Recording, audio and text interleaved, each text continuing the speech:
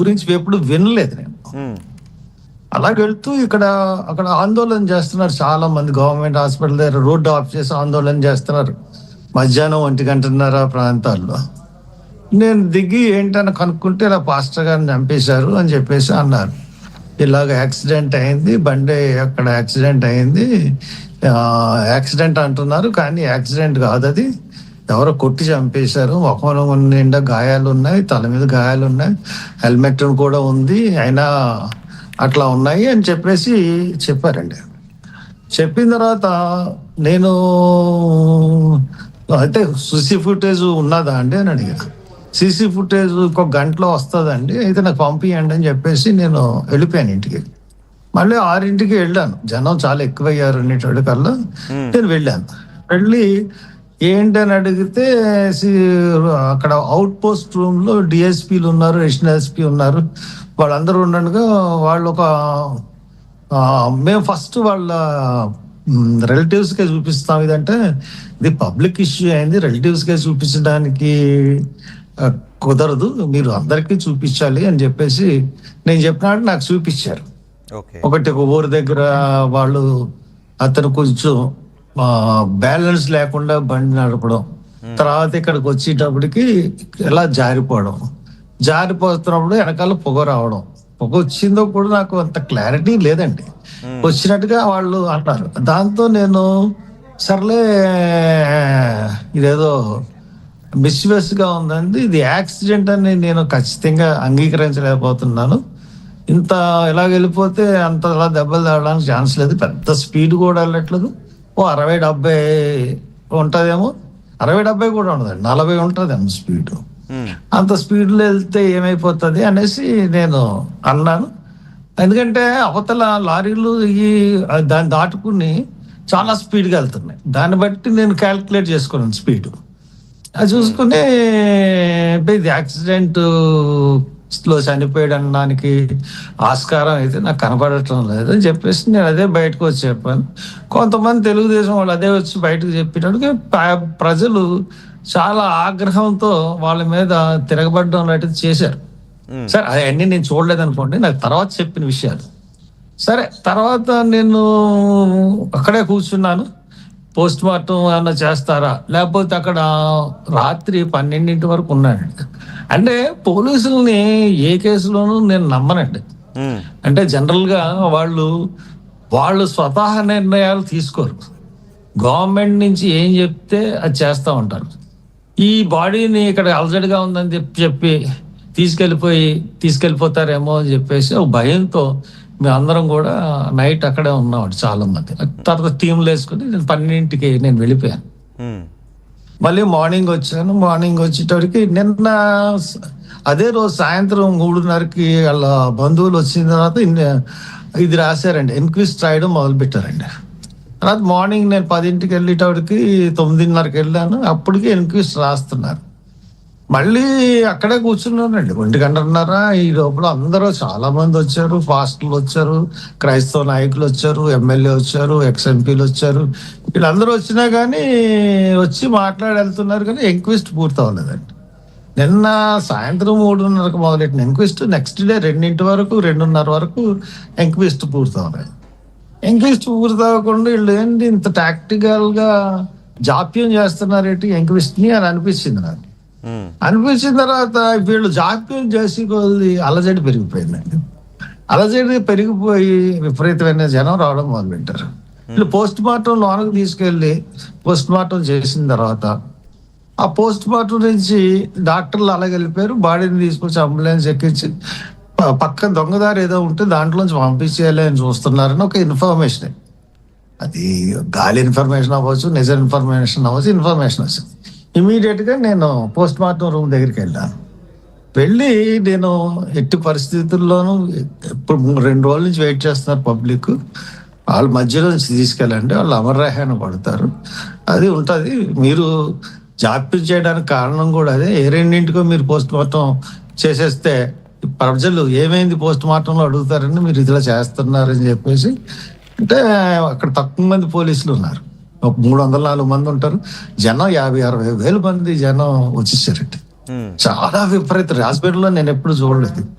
అంత జనం వచ్చేసేటోడికి నేను ప్రతి ఓడిది అసలు యాక్సిడెంట్ అన్నా కాదు అన్న మాట తప్పితే చంపేశారు. అంతకు ముందు వరకు అతను ఎవరో ఆయన గురించి తర్వాత వీడియోలు అవి చూడడం మొదలు పెట్టాను నేను. కొంచెం జ్ఞాని, చాలా ఇంటెలెక్చువల్ గా మాట్లాడుతున్నాడు అని నాకు అనిపించింది.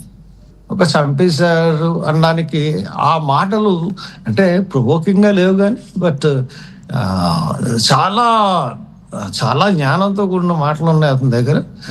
క్రిస్టియానిటీని ప్రైజ్ చేస్తున్న మాటలు ఉన్నాయి.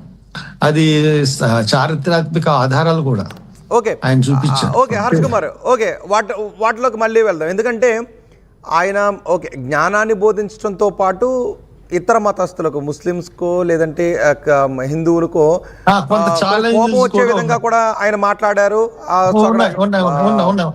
ఛాలెంజెస్ కూడా జరిగాయి. మనం వాటి విషయంలో మనం వెళ్దాం. సో ఇది వెళ్ళొద్దు వాటి మీదకి వెళ్ళొద్దు.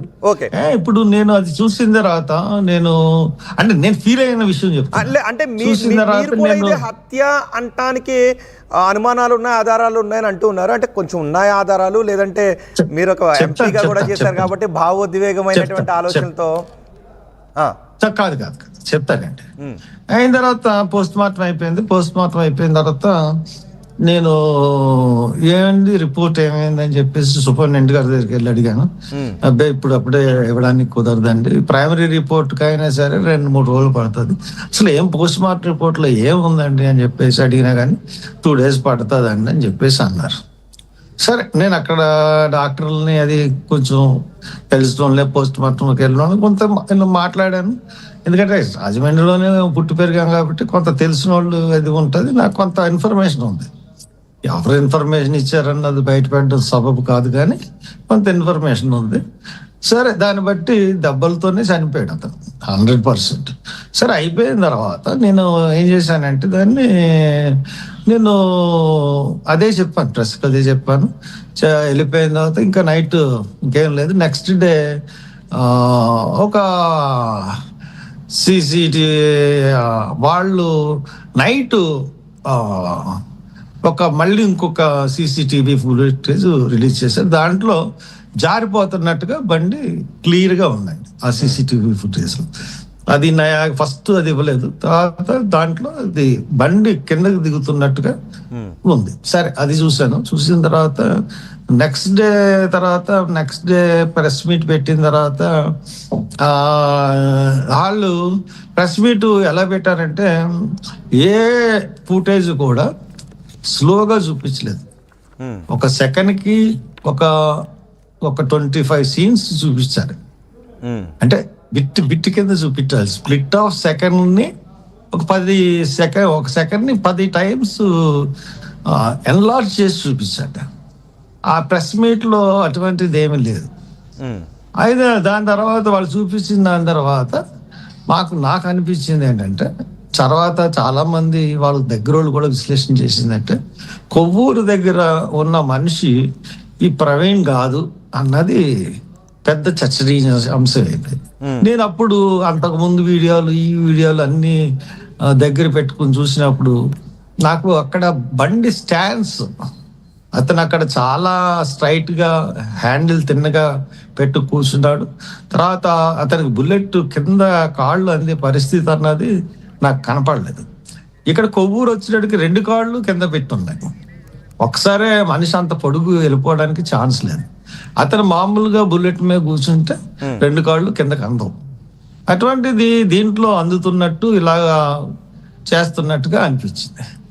దాంతో నాకు డౌట్, ఇది మనిషి బండి డ్రైవ్ చేసిన మనిషి మారిపోయాడు అని అనిపించిన తర్వాత నేను స్పాట్కి వెళ్ళి చూశాను.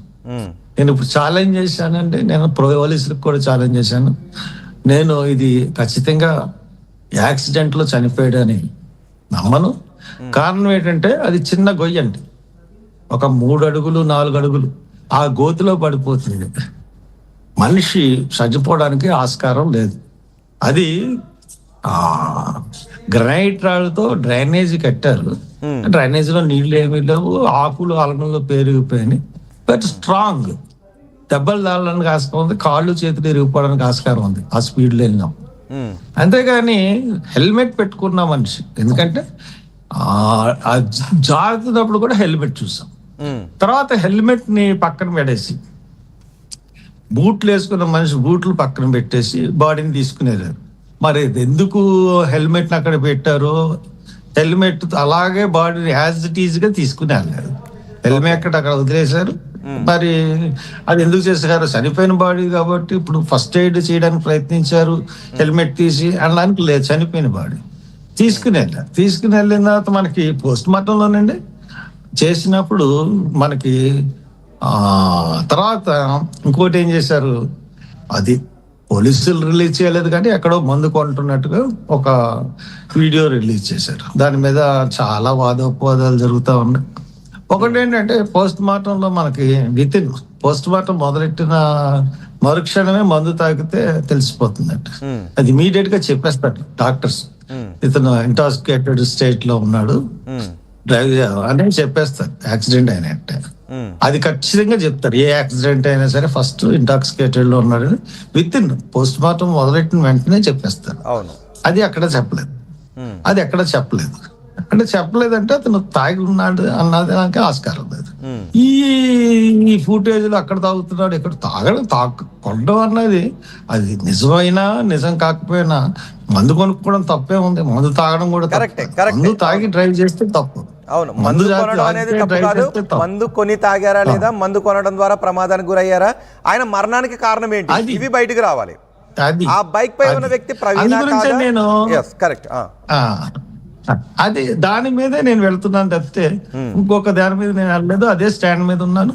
నేను ఇప్పటికీ పోలీసులు చెప్పింది అంటే అదే స్పీడ్ లో నేను బండి మీద డ్రైవ్ చేస్తాను. మీరు విలేకరులు తీసుకుని రండి, నేనే హెల్మెట్ పెట్టుకుంటాను, జౌళ్ళు కాళ్ళకి షూ వేసుకుని అదే స్పీడ్ లో మీరు అంత స్పీడ్ అయితే అదే స్పీడ్ లో బుల్లెట్ నేనే నడిపిస్తాను, ఆ గోతిలోకి వెళ్తాను, నేను చచ్చిపోతాను లేదు చూద్దాం అని చెప్పి నేనే వాళ్ళకి ఆఫర్ ఇచ్చానండి. అంటే అఫ్ కోర్స్ ఒప్పుకోరు కానీ అంటే అట్లీస్ట్ ఇంకొకటి ఏంటంటే హర్ష్ కుమార్ గారు, నేను ఇక్కడ ఒక మాట ఎందుకు అడగాలనుకుంటున్నానంటే, ప్రమాదాలు రకరకాలుగా జరుగుతాయి. ఒక్కొక్క ప్రమాదానికి పోలికే ఉండదు ఎక్కడ కూడా. ఒకే స్పీడ్ తో జరిగిన ప్రమాదాలు వేరుకుంటాయి. ఇక్కడ మనకి తెలియాల్సింది ఏంటి అంటే దీని చుట్టూ కూడా కొన్ని భావోద్వేగాలు ఉంటాయి. ఒక్కొక్కరు ఒక్కొక్క విధంగా ఆలోచిస్తూ ఉంటుంటారు. సో నిజానికి ఇక్కడ వాస్తవాలు ఏంటి అనేది బయటకు తీయాలి అంటే ఒకటి పోస్ట్ మార్టం రిపోర్ట్ బయట పెట్టాలి. రెండు, నేను మిమ్మల్ని ఒక విషయం అడగాలనుకుంటున్నాను. ఆ బైక్ పై ఉన్న వ్యక్తి